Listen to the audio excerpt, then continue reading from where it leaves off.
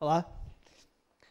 O meu objetivo seria continuar a escutar a música, mas como não pode ser, vou-vos apresentar a minha ideia. Basicamente quero-vos explicar, de uma forma metafórica, se calhar abusiva, numa relação entre David e Golias, como é que... Fiquei sem voz. Ok, recuperei. Como é que o Google poderia beneficiar eh, do valor gerado por uma pequena organização como a Zum, pela forma como esta procura entregar o seu valor à sociedade. Para isso, vamos começar pela definição pelo conceito de participação cultural, que é reconhecido como um direito humano, mas também um importante um bloco construtivo do desenvolvimento da personalidade, do bem-estar e da criatividade. Porém, é reconhecido que o acesso à cultura por indivíduos de mais baixos rendimentos e com o nível educacional mais baixo é muito inferior àquilo que seria desejado. Por seu turno, a oferta cultural por instituições financiadas por dinheiros públicos, em geral,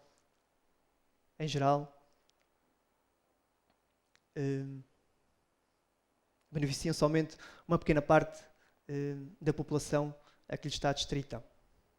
O que fazer? A União Europeia elaborou um relatório em 2002, reunindo um conjunto de experts para procurar definir novas estratégias.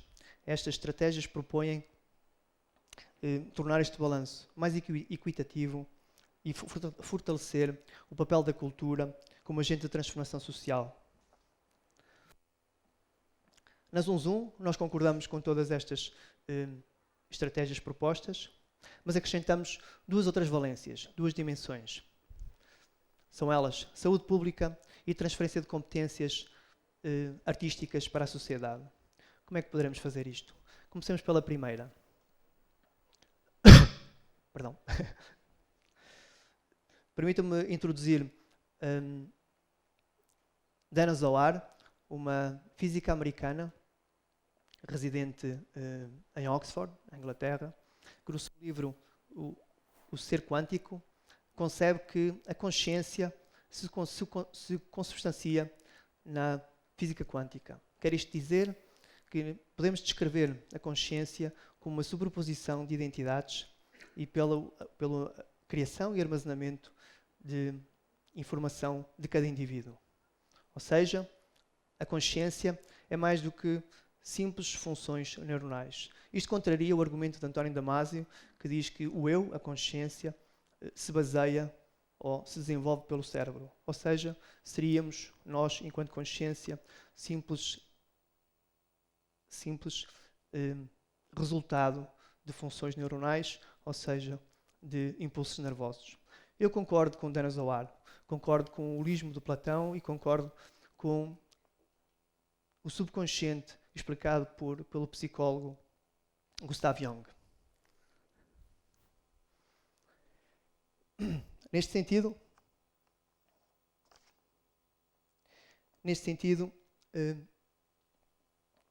é importante compreender que somos o que comemos, também somos o que pensamos, mas sobretudo somos aquilo que interpretamos.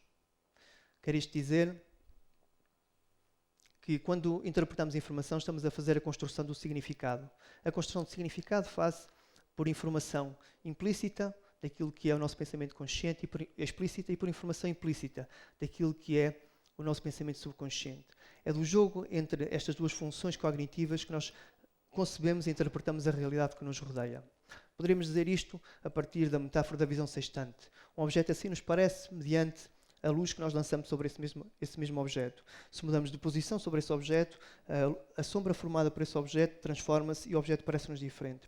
Esta relação cognitiva que nós podemos fazer relativamente à interpretação da realidade, assim também vamos poder interpretar a realidade que nos rodeia de forma diferenciada. Por conseguinte, um indivíduo, quando exposto à fruição das artes, habitualmente relaxa o seu consciente. O relaxo do consciente permite-lhe desligar-se da rotina das problemáticas do dia-a-dia. Todavia, o subconsciente não se desativa. É o subconsciente que assume o papel e é o subconsciente que vai permitir o processamento da informação e por esta via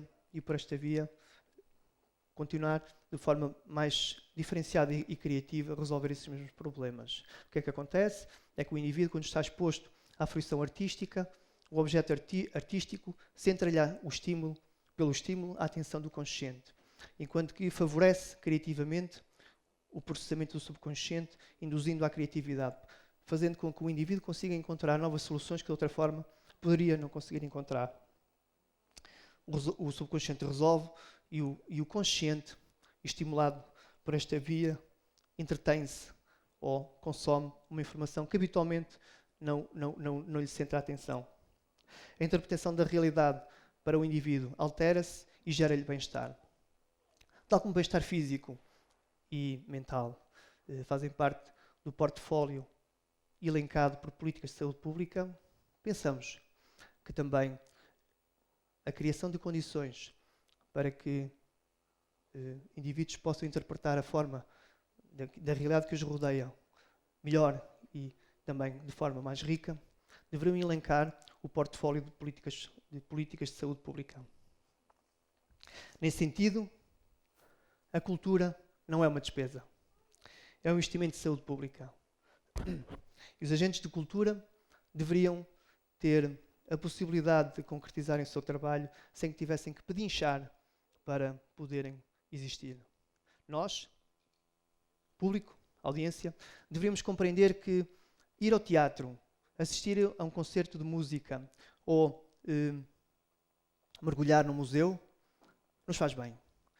E as entidades que têm a possibilidade de investir nesta mesma realidade cultural também devem compreender,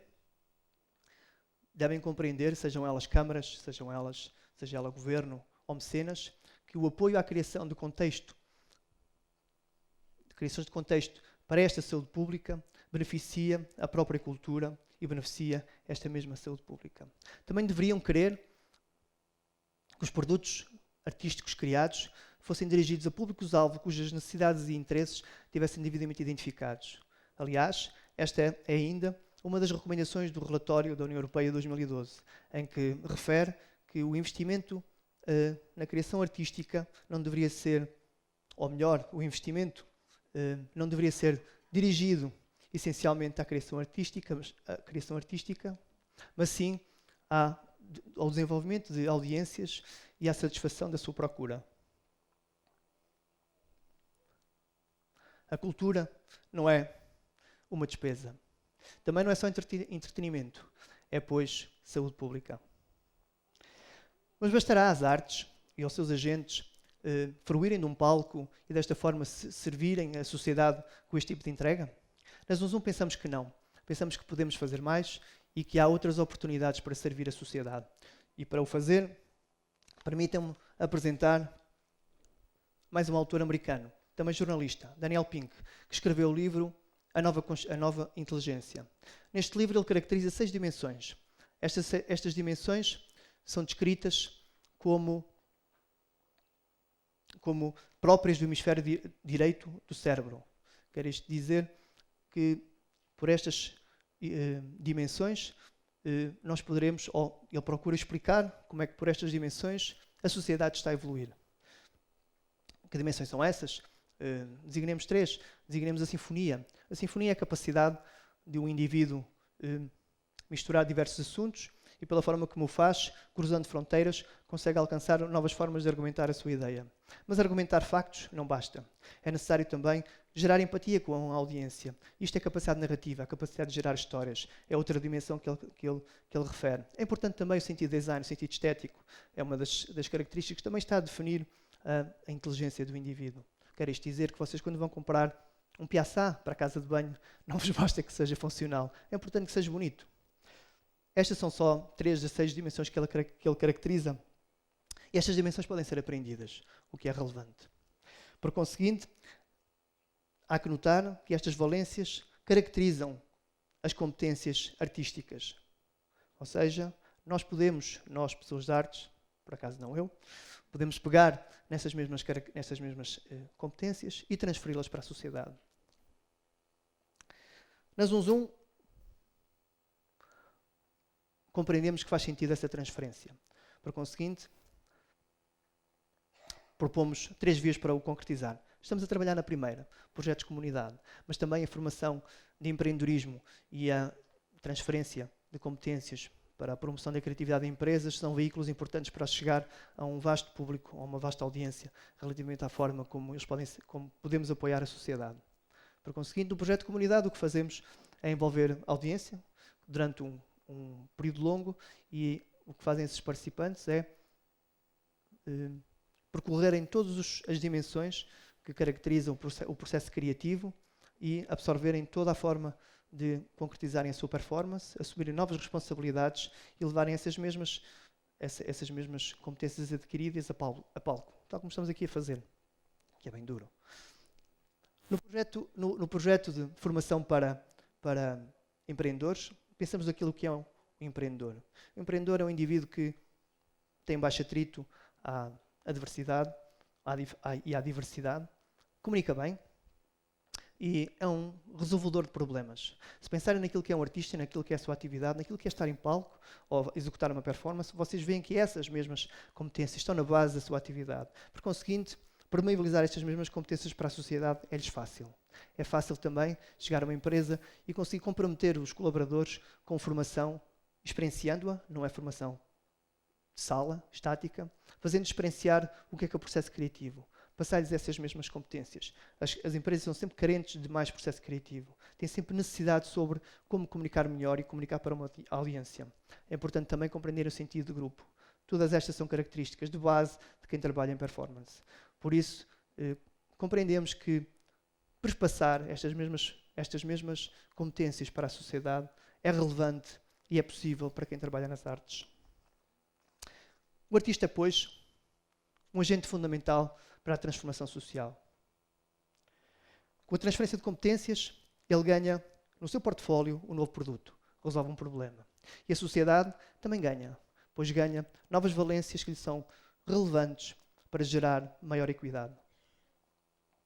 A Zoom Zoom tem como responsabilidade social elevar a saúde pública do seu público, mas também transferir competências para formar a sua audiência. Ao fazê-lo, está a proporcionar ao indivíduo deslocar-se da sua área de consciência, ou em que ele está eminentemente focado no seu pensamento mais consciente, afastando-o, por conseguinte, da sua câmara de eco. E é aqui que chega Golias. O Google, pela forma como está a organizar a pesquisa, ascende em personalização e em relevância social. O que está a fazer é gerar câmaras de eco. Pela personalização, ele reconhece todos os percursos, ou a maior parte deles, daquilo que é a navegação e o histórico do utilizador.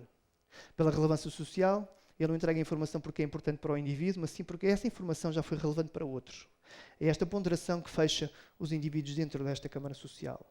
O indivíduo ou o utilizador que navega no Google, no fundo, o que ele está a fazer é mergulhar dentro da sua bolha social. Aquilo que o indivíduo encontra é basicamente aquilo que ele já espera. Ora, aqui chega quem? Chega o David. Os valores da Zoom Zoom, por aquilo que procuram, permitem o estímulo criativo, a surpresa. Por esta forma, levam o utilizador para fora da sua câmara de eco. O Google, se assumisse estes valores e os transformasse em atributos para melhorar a algoritmia do seu motor de pesquisa, estava com a possibilidade de fazer algo de inovador, pois estava a poder estimular a subconsciência dos seus utilizadores. O que é que ele estava a fazer? Estava a melhorar a saúde pública. Por conseguinte, achamos na Zoom Zoom que estamos disponíveis para ajudar o Google. Obrigado.